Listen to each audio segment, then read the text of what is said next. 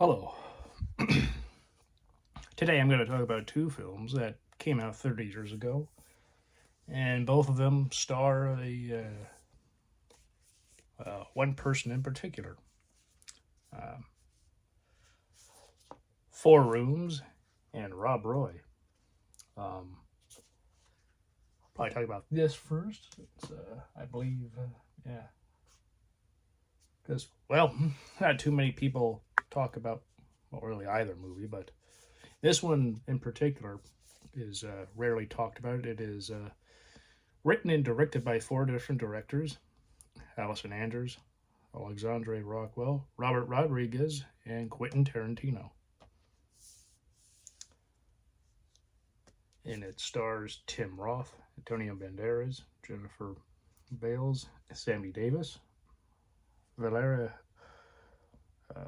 Goliano, Madonna, David Bravo, Ian Sky, Lily Taylor, Marissa Tomei, Tamlin uh, Tamlin Demita, and Quentin Tarantino, who of course is in his own segment. Um, Now this is actually I got this and it was like I believe from South Korea, but you go. It has some special features, which a documentary, four directors, four friends, and four rooms, and a featurette, which is the exact same as the documentary, just shortened. So I guess they probably put that on television for a short period of time, and then of course it has the theatrical trailer. I remember when I first put this in, it came on with Korean subtitles. So if you do get this Blu-ray, uh, yeah, just be aware you'll probably have to get rid of the subtitles unless you want them. But yeah,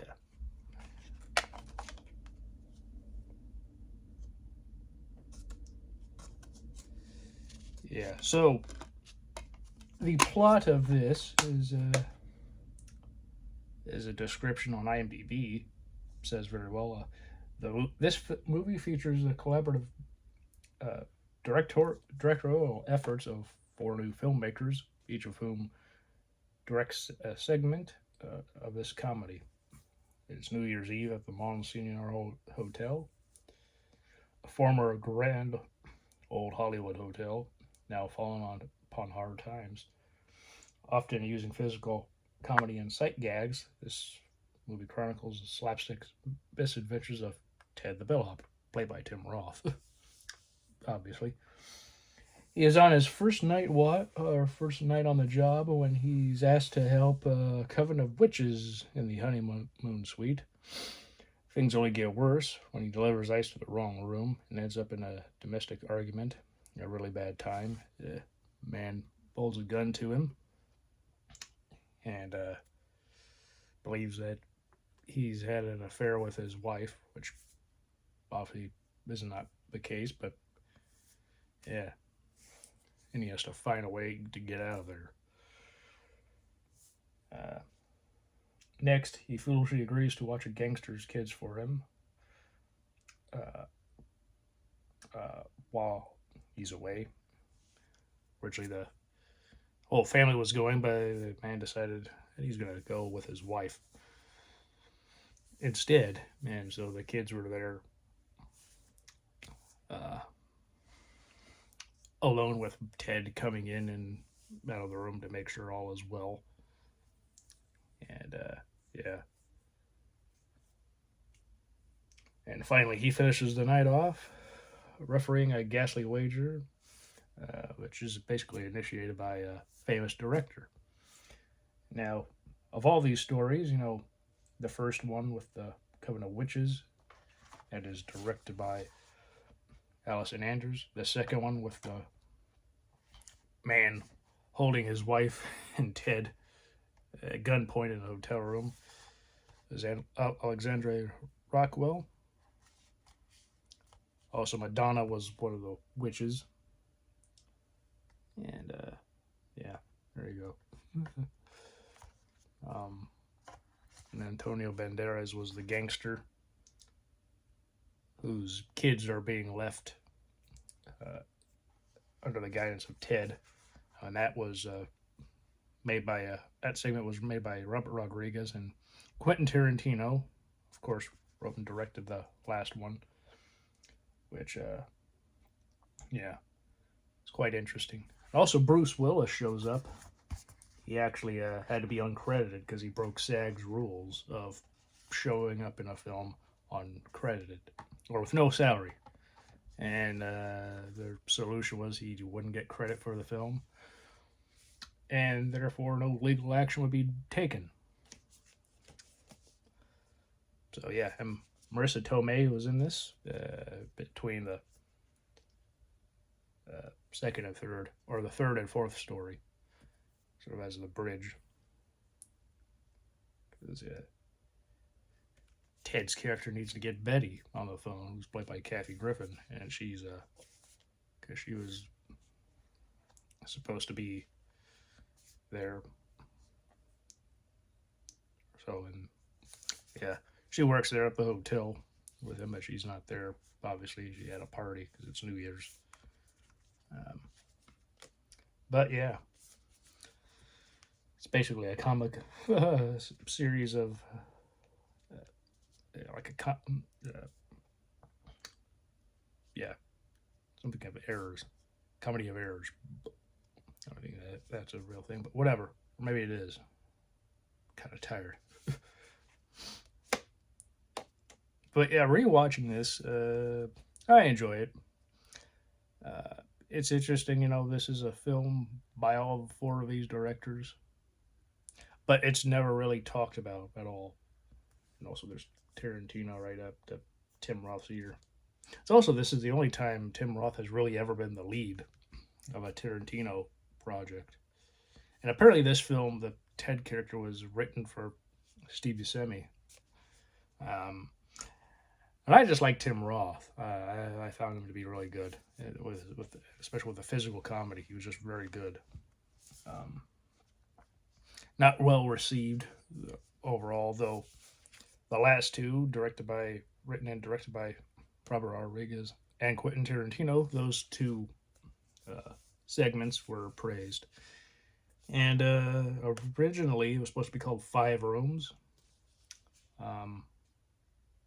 But Richard Linklater, who was supposed to write and direct the other one, probably either the third or the fourth story, I would imagine, unless it was the first or the second, though I'm pretty sure it would have been between 2 and 3. That's just my thoughts, but I could be wrong. And yeah, he didn't do it. He didn't give his story, basically. And,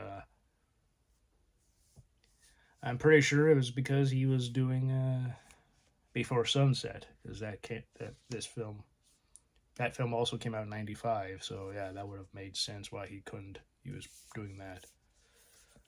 And yeah, fine movie. Is it the best of Tarantino or Robert Rodriguez's work? No, but it's fun. Kind of pretty cool to watch.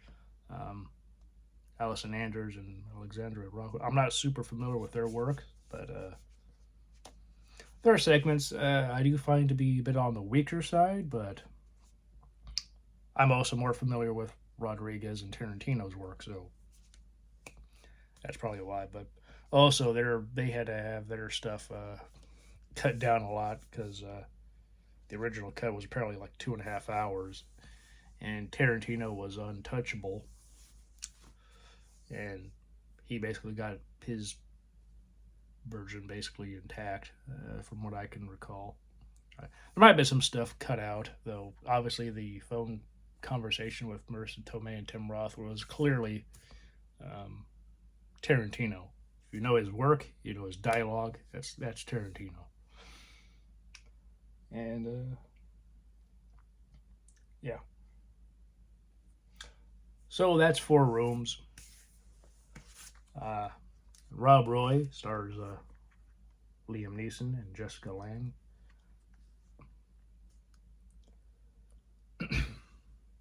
You know, when a harsh winter threatens the majestic Scottish Highlands, Rob Roy McGregor Neeson is forced to borrow money from the less than noble Marquis of Montrose, John Hurt, to provide for his clan. But while Montrose's henchman, Tim Roth, conspires to take the wealth for himself, Rob Roy is thrust into a most challenging battle of his life. You know, his livelihood is basically threatened, and all because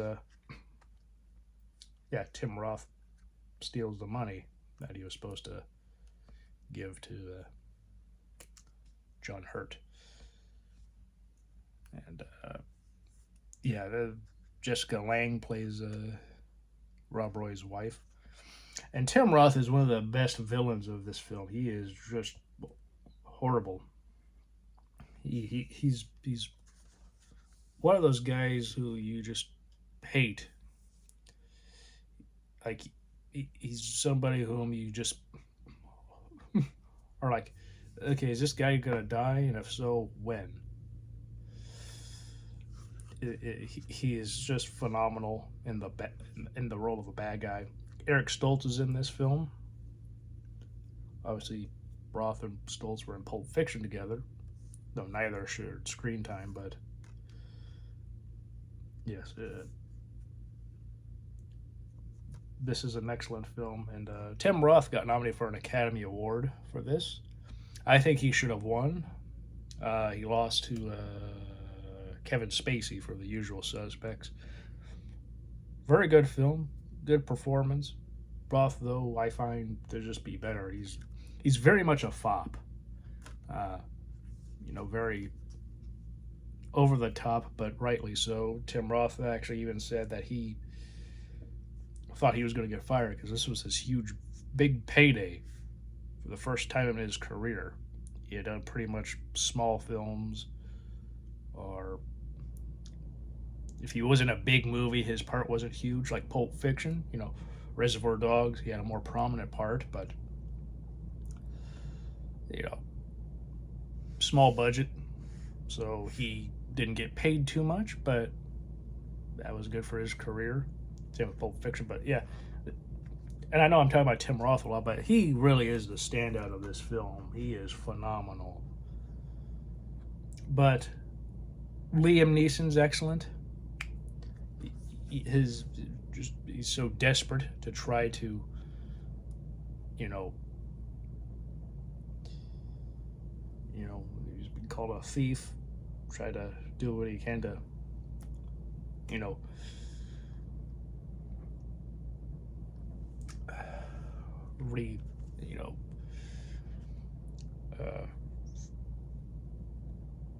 make his name clear. Clear his name and everything. Basically, be seen as a very honorable man. He's somebody whom, when we see he kills somebody who steals various cattle. Because farmland is huge in Scotland, especially at the time of this film came out. Now, this is a very underrated film because this came out the exact same year, obviously, as Braveheart, which also took place in Scotland. And Christopher Wallace's story is a bit more known in what he did and everything. It's a little more, I guess, noble, one could say. Not that what Rob Roy doesn't do is not noble, especially what happens when with his wife and how he wants to, honor and just do right by what happened to her. Because Tim Roth obviously does something to her, and it's not good. but he's just a very an irredeemable character. He's somebody who is a scumbag, and you just love to hate him. Um, Roger Ebert said that this is one of the great action sequences in movie history. Gene Siskel said it was one of the best films of the year, and I agree. It's very well done. Michael Keaton Jones directed this film. I'm not super familiar with his work, but this is excellent. You know, there's a lot of legend, sort of like based on Rob Roy, and yeah, very good film. I just wish that as time went on, we got to see some stuff like, you know, for the Blu-ray especially, like, you know, there's no special features, really. Like, no interviews, you know, if there's any behind the scenes, which I actually have found on online. Not necessarily in the greatest condition, some of that, but some are pretty good, and I'm like, this would be good for like a little behind the scenes little look, you know. Not overtly long, but very good.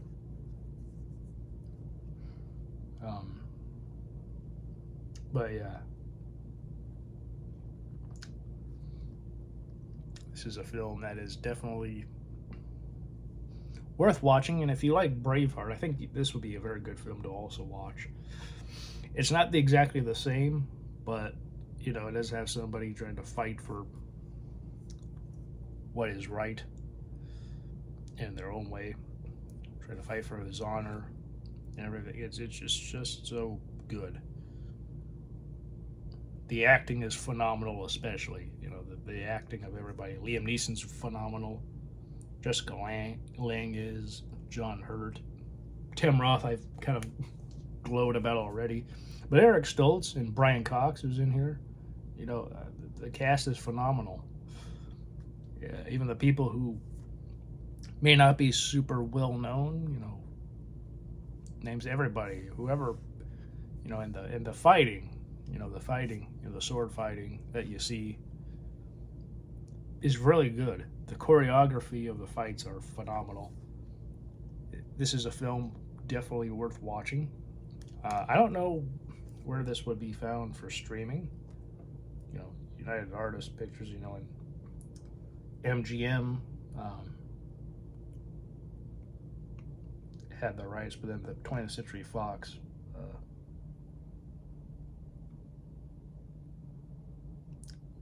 seems to have gotten the rights for home distribution. But yeah, this is just phenomenal. This is an excellent film, underrated film. I guess you could say both of these films are underrated, but I think really this one especially, because it came out, you know, takes place in Scotland, similar to Braveheart. Noble protagonist, somebody whom, you know, you're on their side.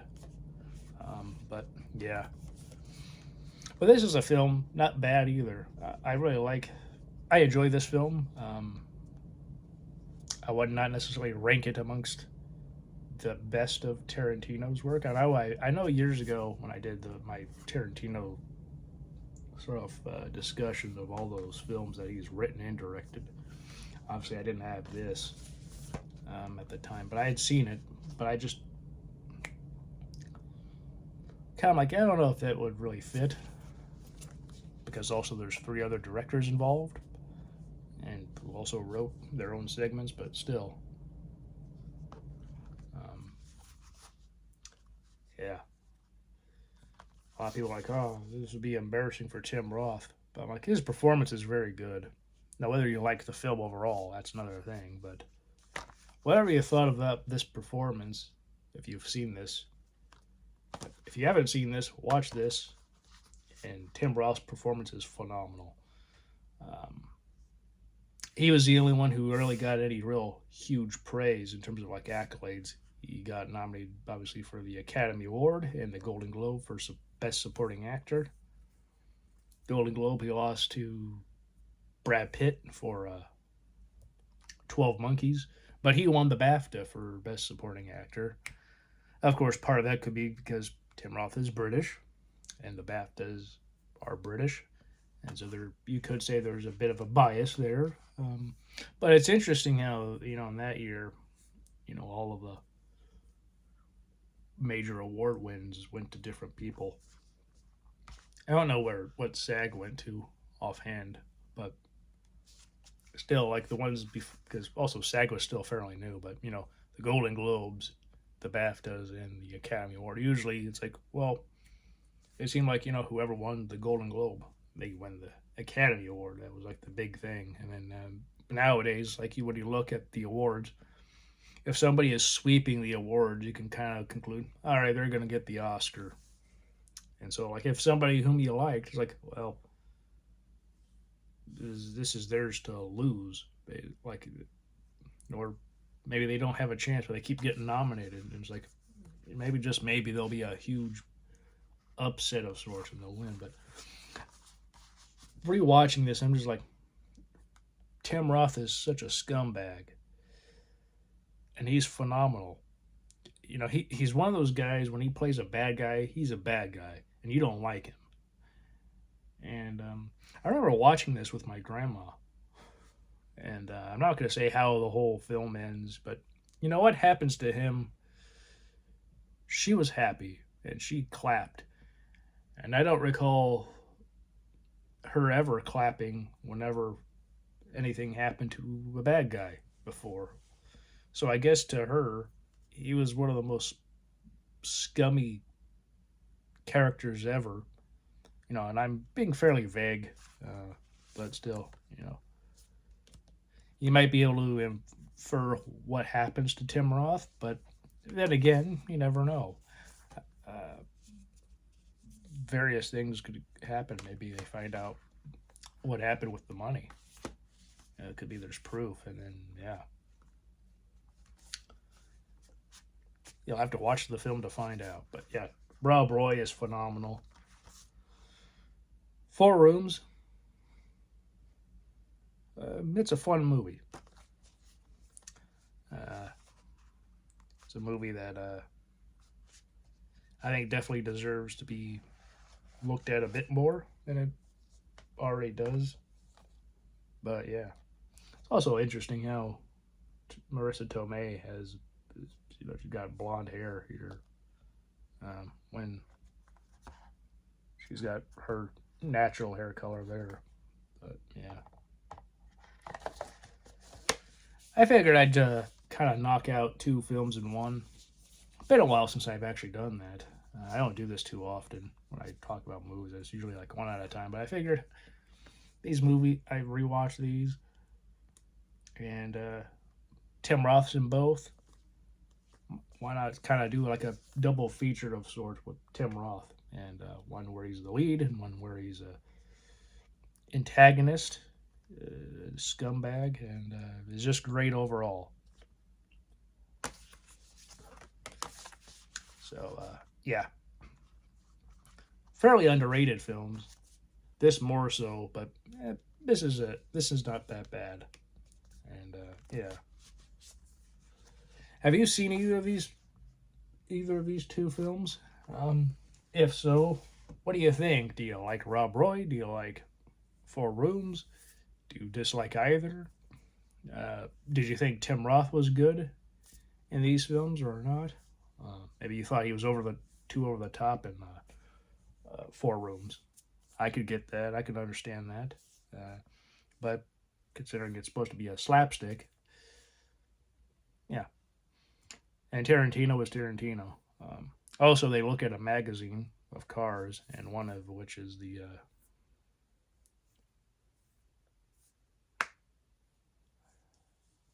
I believe the car that Vincent drives in Pulp Fiction, if I'm not mistaken. Like that was his car, because the car that Brad Pitt drives in Once Upon a Time in Hollywood was Michael Madsen's car, which was also in Reservoir Dogs. Um, but yeah, that's just something kind of cool. Anyway, I hope you are all doing well. Hope you all have a great Christmas. And tomorrow I'll probably have another video. And yeah, regardless, I hope you all have a great rest of the year. And I hope all of you will have a great rest of your weekend. And we'll just have a last remaining of the year. And yeah. So Merry Christmas if you celebrate it.